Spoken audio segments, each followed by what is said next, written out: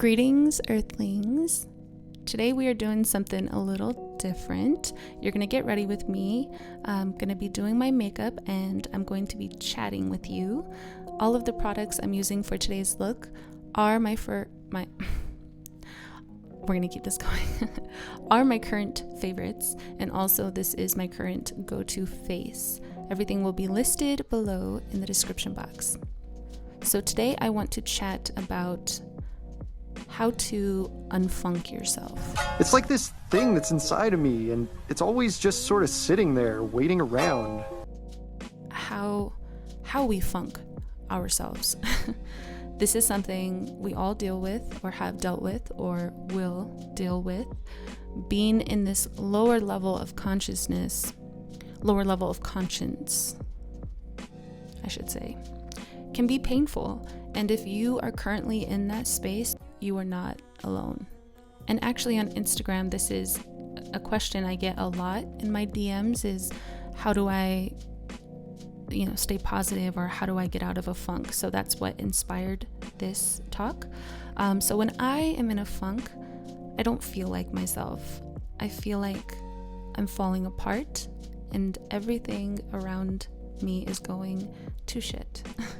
I judge myself pretty harshly, and I can be very accusatory and paranoid. And in my experience, it all starts from the external world. These funks are a result of not resolving certain issues when it comes to validation seeking. I need you to tell me that I'm a good person. And approval. Catch my breath. So what happens is we encounter situations in life, right, where our self-worth is dependent on the outcome of that situation. And when we don't do the work on ourselves to help us realize that the power is within, we start giving meaning to these things. Then these situations arise and they bring up shame in us. And then we start attacking others and ourselves. And then from there, we go into a state of guilt. This is awful. And guilt is also a lower level of conscience. This is where we really punish ourselves and again others. And the symptom here is victimhood. And then we get into the state where we are hopeless, and the present is bleak, and the future is bleak, and the past is bleak, and it starts to become a theme. We become needy, and we lack our own resources.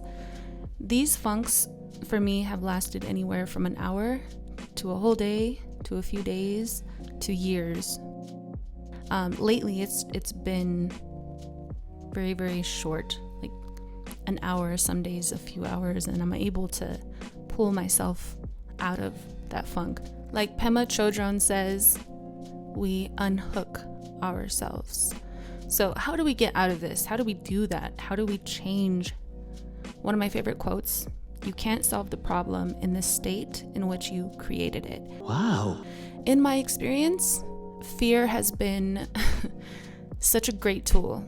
It takes energy to rise out of fear, so definitely let it motivate you. Find the opportunity to create solutions to overcome fear. It's never too late to be the person you want to be. A lot of us come from a background of fear. I know I did.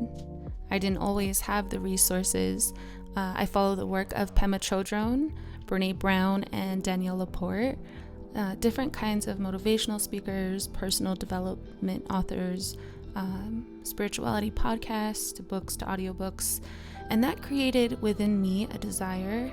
And when you get into that state of desire, it can lift you out of fear. And what I found and believe is we have to go through these lower levels. We have to go through the shame. We have to go through the guilt, the grief, to get to the fear, to get to desire. Now, desire can lead to frustration, which in turn can lead to anger. And again, another level we have to get through. There are no shortcuts here. So there will be times when you do take action towards your desire and you may fail. Another favorite quote of mine, fail again, and fail better. I've tried to explain to my kids. Right now, I don't think they can grasp that, but hopefully one day they'll check out my Get Ready With Me's and watch this and get the message, get the code. Fail, fail again, fail better. Now, I've also learned that working with desire and anger will bring you into a space of pride. And pride can be dangerous. It may feel positive, but pride is still dependent on the external, and it can inflate the ego and can be knocked off its pedestal back to shame. If someone doesn't give you approval, you get passive aggressive with them or you get angry.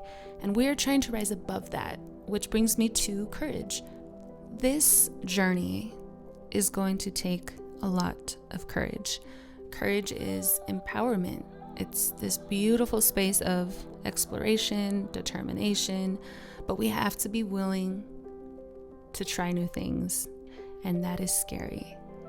Me doing this video this way, it's scary for me. I'm not gonna lie. I'm a little nervous. I don't know if my viewers are gonna be with it, or I'm just trying to find a way to make my passions collide. I like makeup.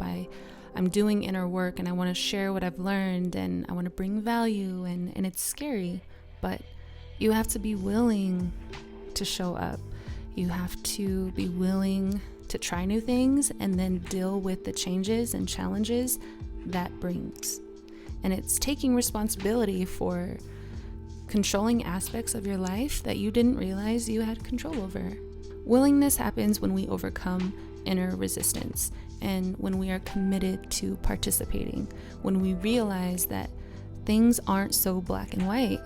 We can rise into a space of being neutral, and here we have a sense of well-being. It's easier to get along with people in this state. We aren't interested in conflict or competition or guilt. It's the mindset of having, if I don't get this job, I'll get another. We have to be willing to accept what is, and that takes practice. What you resist persists. When we live life from this perspective, as a result, we attract more resources and more abundance. It's easier to see opportunities in this space of just being neutral. When you love yourself, which is a practice, it's hard to be in a funk because it's a state of being. It's forgiving yourself, it's nurturing yourself, it's supporting yourself, and it's true happiness. This is the goal, to be in this space, right? And again, it takes practice. It takes awareness. It's looking at yourself honestly, looking at your feelings, and then softening up. The more we do this with ourselves, as the love for ourselves becomes more unconditional, we experience joy. Not the kind of joy that's based on an external situation, but joy that comes from within. And this joy can exist moment to moment. That positive attitude that we strive for, it's an energy. And that energy is a state of compassion. I have Stay Soft tattooed on my fingers because that phase of my life, I really had to remind myself all of the time. And those two little words vibrate so high for me. So we have to be patient with ourselves, and we must be persistent. So when you notice that feeling, when frustration arises, the stress comes over you, you say, I'm in a funk. The worst thing you could do is keep manifesting the funk. So now that you have the awareness, okay, I'm in a funk, it's a perfect opportunity to cultivate compassion, to have a positive attitude in the face of adversity, to channel that energy that will help you rise up from that situation. And this is done from within. Again, we can't get it from another person. We can't wait for our partner to be in a better mood or waiting for somebody else to create joy inside of us. Before we can get through all these levels, we have to stop blaming everyone around us. I feel this way because of you. I'm not doing this because of Karen. I can't do that because of Juan. All the blaming is just projection, and it's not fair to you or to the other person. So I hope you guys enjoyed this talk. I guess that's all I have for now. I'm putting this towel over my head to protect it from the setting spray. because I straightened my hair. I know I said I wasn't going to put heat on my hair anymore. I definitely don't put as much as I used to, so I'm like weaning myself. And when I do straighten it, I use like the lowest setting. I put it on like 200.